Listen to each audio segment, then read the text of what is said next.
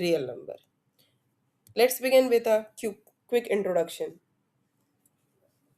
As you can see on the screen, real numbers include all rational number and irrational number. Now, as you know, rational number is a number which is written in the form of p by q, where p and q both are integers and q not equal to 0. And irrational number which are not represented in the form of p by q और fraction. यहाँ पर आपको example भी दिया हुआ है. Rational number क्या होता है? 1/2, -3, 0.75. डेसिमल में जब भी हम रेशनल नंबर को रिप्रेजेंट करते हैं दैट इज टर्मिनेटिंग और repeating numbers. But irrational number √2 and pi. Irrational numbers are either non-terminating or non-repeating numbers are known as irrational number. One more thing you have to know about it, that all real numbers can be represented on number line, which means they cover every possible value between negative infinity to positive infinity. That is a number line. In middle there is a 0. On right side there are positive numbers. On right side there are negative numbers.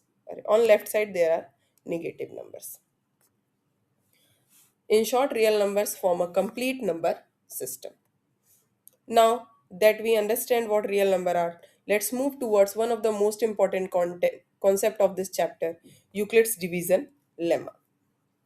This concept help us understand how numbers are related when we divided them.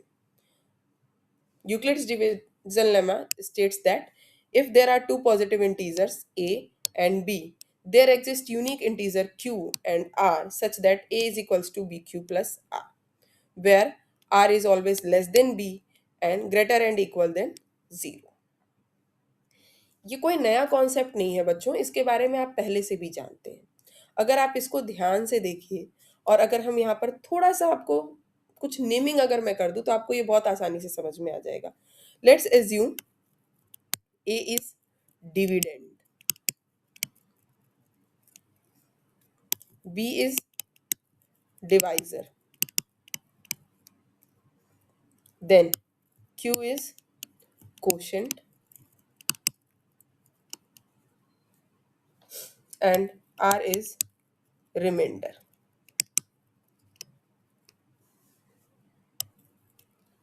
Now you will easily understand this lemma.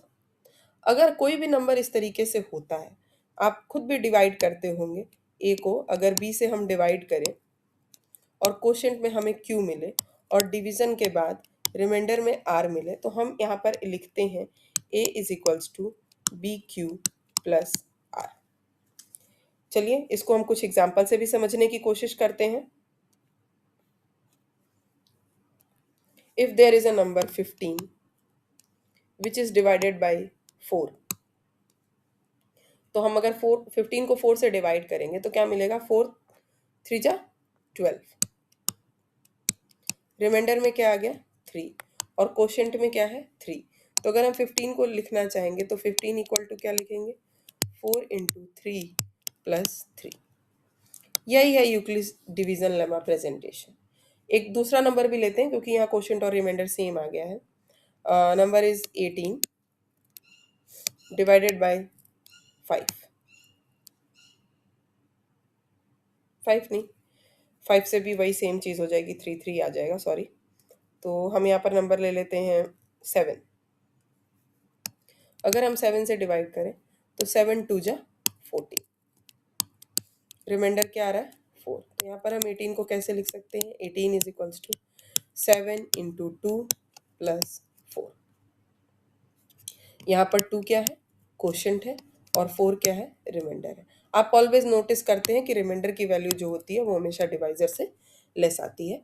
यही है आपका Euclid's division lemma जो आपको इस chapter में पढ़ना है.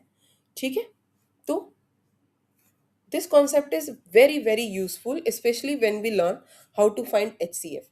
आप लोग प्रीवियस क्लासेस में, जूनियर क्लासेस में ऑलरेडी HCF फाइंड आउट करना सीखे ही हैं। अब हम आगे in the next part we will use this lemma to solve important questions and understand Euclid division algorithm step by step.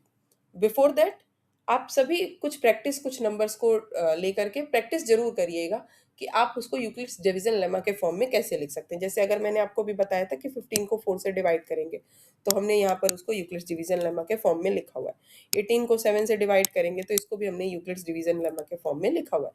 वैसे ही आप भी कुछ एग्जांपल्स ले सकते हैं, कोई भी नंबर ले सकते हैं, लाइक 23, और इसको अगर हम डिवाइड करें 8 से तो इसके लिए यूक्लिड्स डिवीजन लेमा क्या होगा।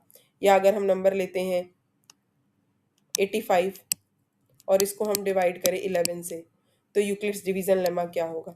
इस तरीके के कुछ भी नंबर आप एज्यूम करके उसके लिए यूक्लिड्स डिवीजन लेमा लिखने की प्रैक्टिस जरूर करिए। So for further topics stay tuned and keep learning. अगर आपको टॉपिक समझ में आया हो, यूजफुल लगा हो, तो चैनल को लाइक शेयर सब्सक्राइब जरूर करें to keep motivating me. Thanks for watching. Thank you everyone.